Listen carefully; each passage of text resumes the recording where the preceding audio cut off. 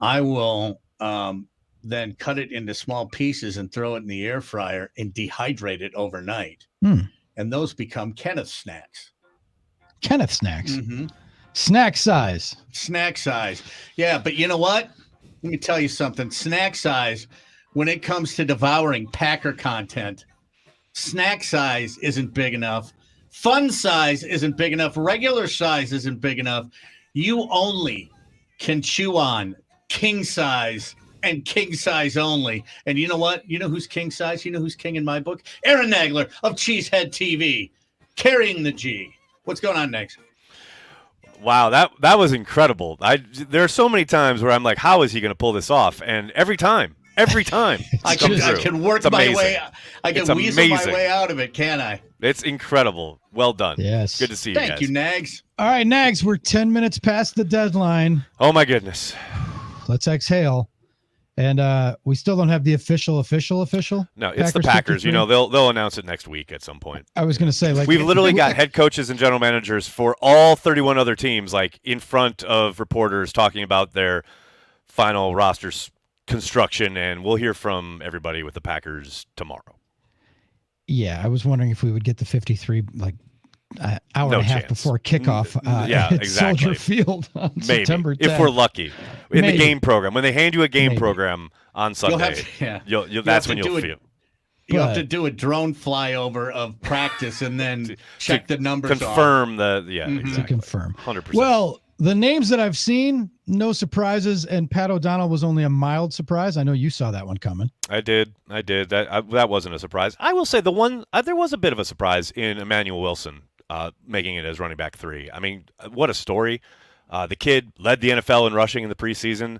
Didn't think that'd be enough for him to stick around on the 53. I did think he'd be on the practice squad, but love that he's made the 53. And I do think his performance against the Seahawks really cemented their trust in him when it came. I mean, we've heard how many times from both Matt LaFleur and Brian Gutekunst, you got to be able to protect the quarterback in that spot. If you're the third running back, that is paramount to your ability to stay on the roster. And I think he showed enough in that preseason game where they'll trust him with that charge. I don't want to be this show or that guy, but could he be RB1 or 2 next year? And is that part of the calculus for keeping him around this year, knowing that there's a chance that Aaron Jones might be playing for somebody else? There's a chance A.J. Dillon might be playing for somebody else. Him I too. mean, I don't think that's the thinking, right? I don't think it's like, look, we've got a chance to make sure that this guy sticks around because we see the natural running ability. And, hey, we've got 2 backs who, you know, because of the contract situations, there's a 100% chance that one or both of those guys they move on from. I don't think it's, now we've got a guy in the hopper. They're always going to be looking to the draft, free agency, what have you, to augment the position. But I tell you what, his talent is certainly tantalizing, and it was unmistakable all summer long, no question. I'm still holding out hope that maybe they'll keep Emmanuel Wilson, and most people, you have to put $1 in the jar every time you call him Emmanuel Lewis Webster. Only people of our age are going to have that issue. You're really dating yourself there, buddy. It's true, but it's happened a lot. But I just hold out hope that maybe Packers will keep him and pair him with promising rookie next year draft pick out of Wisconsin, Braylon Allen, our Iron Jock buddy. There you go. There you go. You're ready for a new backfield. We haven't even had to play the game yet. And then we could still have him on weekly. There you go. See, you're always promotion in motion. See, I love it. No Iron team, but media starts with me. Me, exactly. All about the storylines. You bring something up, and that is with the Braylon Allen thing.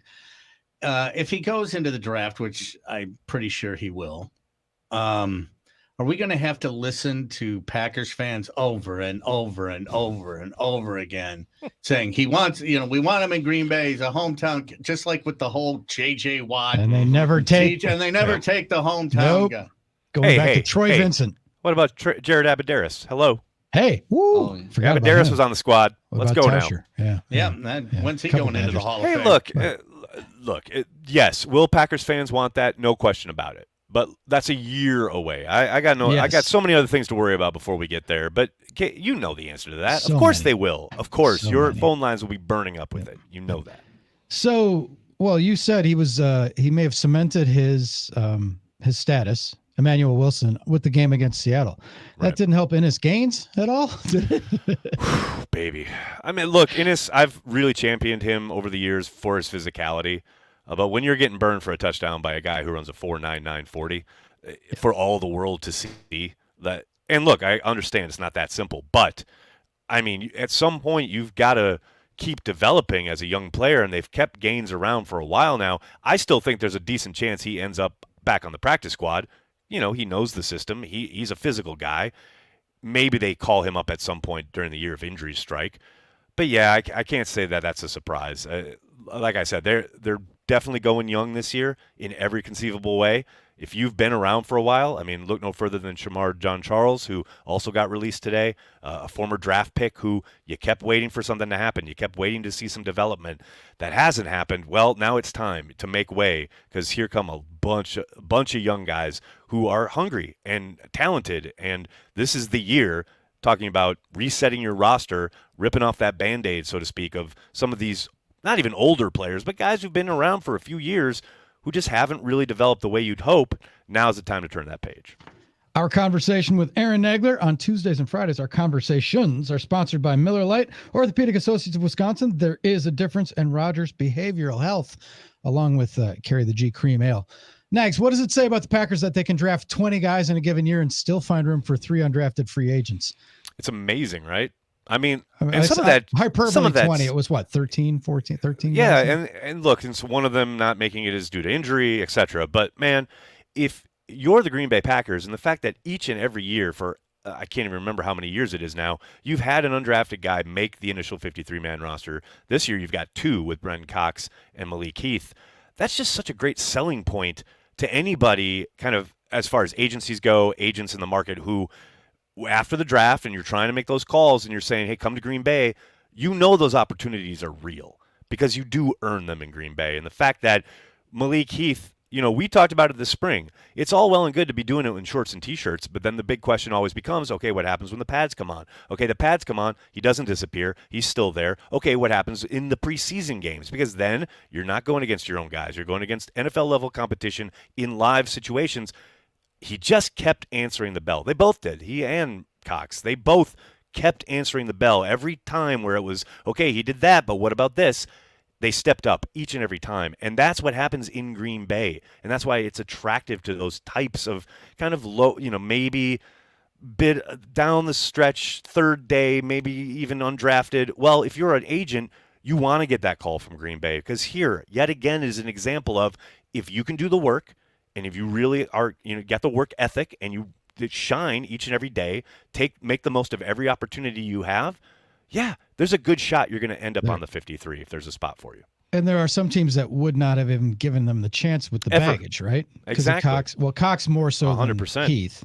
But talent, you know, a lot of times talent will rule the day and they'll overlook things like that. But they both came in knowing that they had to prove themselves and had a higher bar because being undrafted and with the checkered resumes, right? Absolutely. And that's the other thing, where you're taking these guys who probably do go undrafted because of things off the field, attitude issues at other places. The Packers always say, and Matt LaFleur has said this multiple times in multiple places, we don't care how you got here. We care about what you do when you get here. And look, all those things are probably, there's lots of complexities and lots of reasons why guys may go undrafted, whatever may have happened off the field or disciplinary things. That's all wiped clean once you get here and you prove that you belong and you prove that you're all about ball and you're all about improving in this setting. And that's what those guys did. It's undeniable. You just have to look at the preseason games, let alone the practices.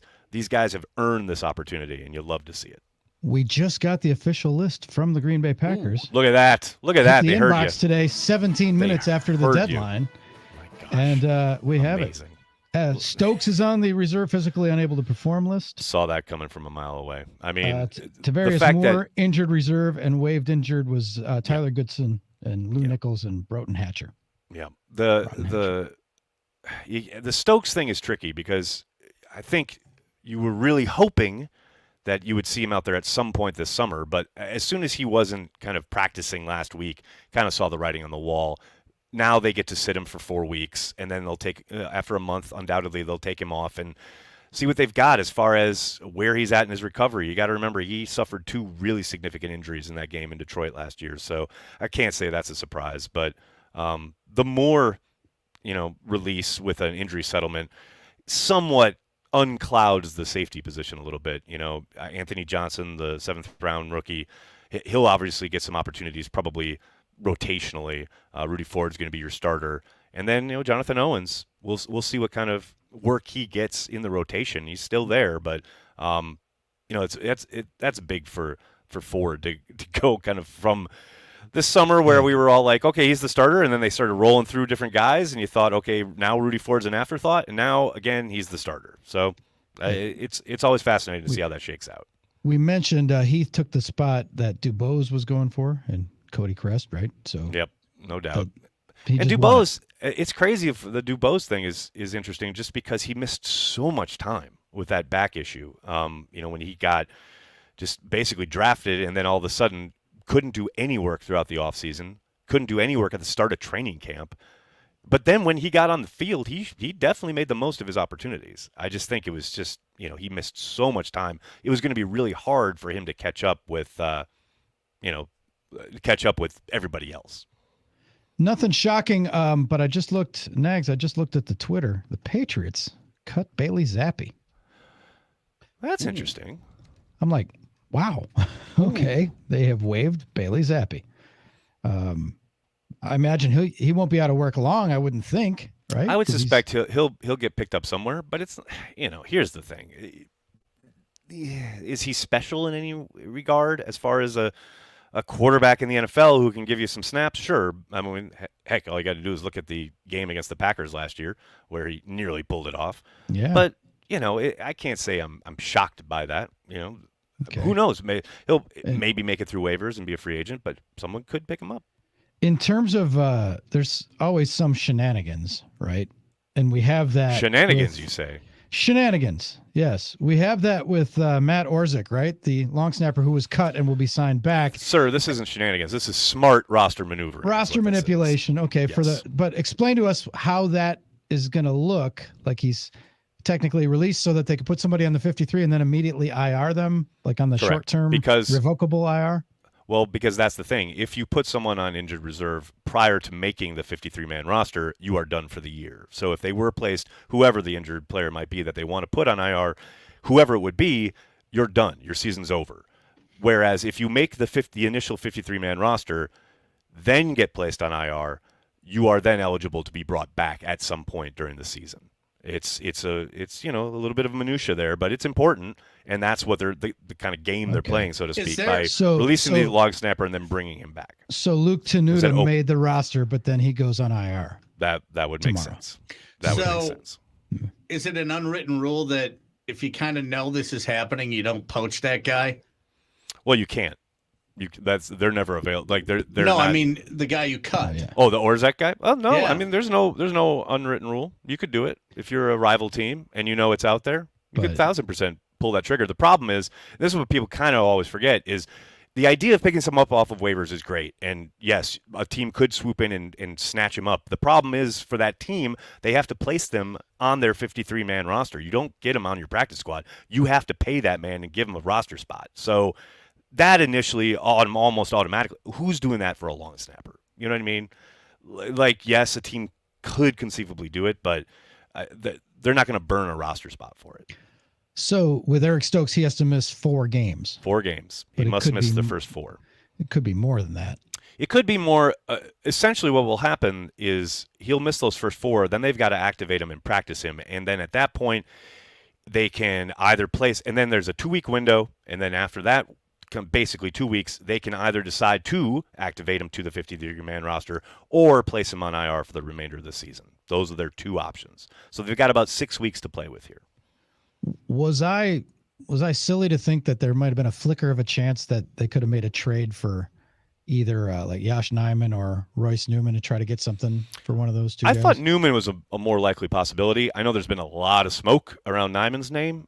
I'm of the opinion that he's just way too talented to be dealing away. I understand that, Rasheed Walker certainly made a push, and you've got a lot of depth at the tackle position, but it's such an important position. I don't understand how you can justify like throwing away a really serviceable tackle who plays both spots, by the way, left and right tackle, and can start for you and has started for you for, say, like a 5th-round pick, which is probably what you'd end up getting.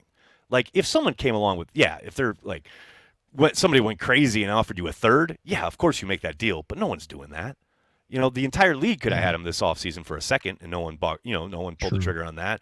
So barring someone with a significant offer, and I don't see that happening, he's way too valuable to just kind of give away for a day 3 draft pick, in my eyes.